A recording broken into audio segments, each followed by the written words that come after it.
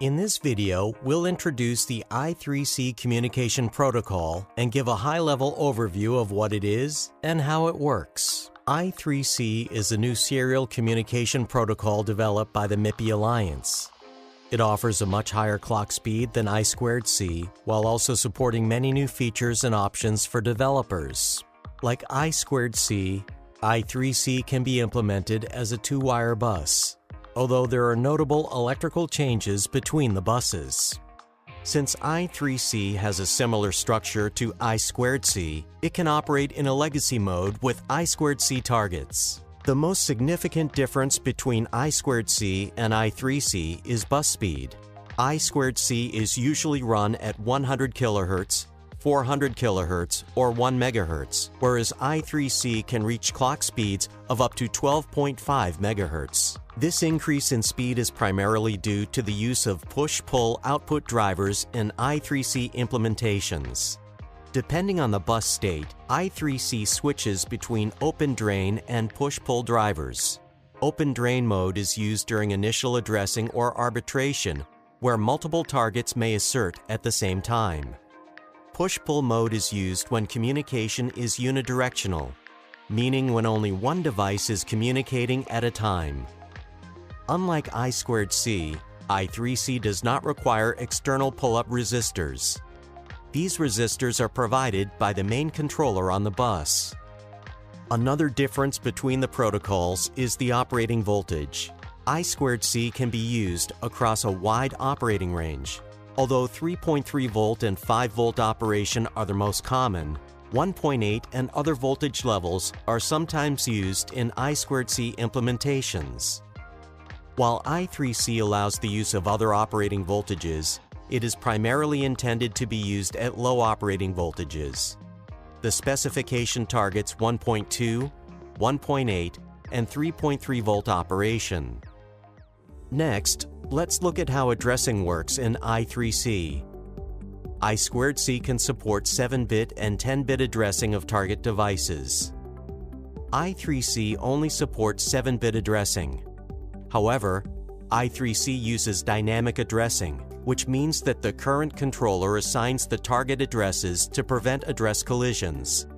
Developers using I2C must keep track of the addresses being used to prevent two devices from sharing the same address. Dynamic addressing of targets happens during bus initialization. The assigned address plays a role in prioritization during arbitration or in-band interrupts. I2C requires using an extra I/O line to enable a target to notify the controllers that data is ready. I3C allows the target device to use the SDA and SCL lines to signal an interrupt. This type of in-band signaling can be used to implement hot join functionality in I3C. Another major change in I3C is the number of active controllers allowed. I2C can support multi-controller buses, where multiple devices can operate in a controller role mode, but only one can actively communicate at a time. I3C only allows one device to be in the controller role on a bus. However, secondary devices may request to become the active controller. To begin serial communication on I3C, the 7-bit dynamic address is sent by the controller, followed by an ACK or NACK from the target.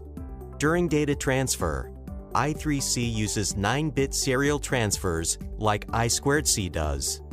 But the function of the 9th bit has been changed from ACK-NACK to a transition bit or T-bit.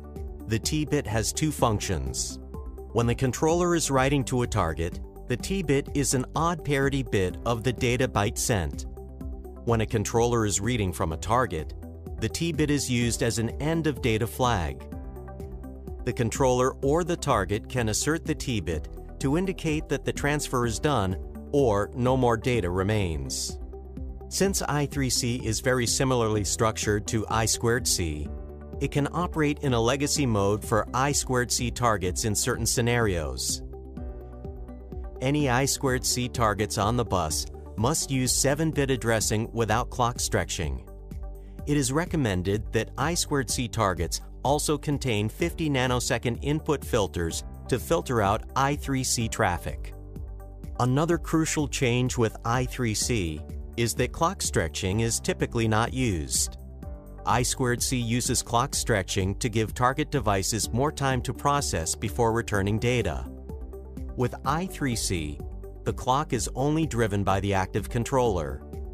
This means that clock stretching can only be performed by the controller under specific conditions. However, the target device can indicate speed restrictions during the dynamic addressing process to inform the controller of maximum clock speed and other parameters. Common Command Codes, or CCCs, are significant new features in I3C. Every CCC begins with address 7H7E. All I3C devices must acknowledge this address. CCCs can be broadcast to every target or be directed at a specific one. There are too many CCCs to cover in this video, but here are some of the important ones. Enter dynamic address assignment. Set new dynamic address assignment. Reset dynamic address assignment. Get set max read length. Get set max write length. Get device characteristics register. Get bus characteristics register. Target reset action, as well as enter high data rate mode. Another feature built into I3C is called high data rate mode, or HDR for short. HDR is entered by the host transmitting one of the 4 HDR CCCs. I3C has these 4 HDR modes: HDR ternary symbol pure bus, HDR ternary symbol legacy inclusive bus, HDR double data rate, and HDR bulk transport, HDR-BT. The clock rate doesn't change while in HDR mode, but the way data is encoded does change. In HDR-TSP and HDR-TSL modes, data is transmitted in ternary with 3 defined symbols created from the SDA and SCL lines. The choice between HDR-TSP and HDR-TSL is based on whether an I2C target is present. HDR-TSP can only be used when I3C targets are present, whereas HDR-TSL is used when a legacy I2C target is present. HDR-DDR is a mode that uses both edges of the clock to transmit data. This significantly increases the data rate of the bus, although it does not double the data throughput because of extra overhead in the protocol. Finally, there is HDR-BT. Because it uses multiple data lines at the same time for more parallelism, HDR-BT has the highest data throughput of any HDR mode. For bus compatibility, only the least significant bit, or LSB, of the SDA line is used for normal single data rate communication. HDR-BT supports dual and quad line configurations. HDR is not required for basic I3C communication. Devices that do not support HDR ignore communication until they detect the HDR exit pattern. Finally, let's discuss in-band interrupts and address arbitration. Unlike I2C, targets can generate the start condition for in-band interrupts. However, targets do not have control of the clock. The active controller must detect the start condition from the target and then provide a clock signal. If 2 targets attempt to communicate at the same time, addressing arbitration will occur. Arbitration determines which target is allowed to communicate with the controller. To describe how this process works, let's show an example. 2 targets, A and B, would like to talk to the active controller at the same time. Target A has an address of 7H10 and target B has an address of 7H14. Both devices generate an in-band interrupt at the same time and will attempt to send their dynamic address to the controller. In the initial addressing stage, the bus is open drain. Open drain communication allows multiple devices to send data at the same time by only allowing the 0 to be actively asserted. 1s need to be passively generated by a pull-up resistor on the bus. The winning address in arbitration is the one that the controller receives. To start, let's transmit the common parts of the address, 0010. Since the values match, neither device has won or lost.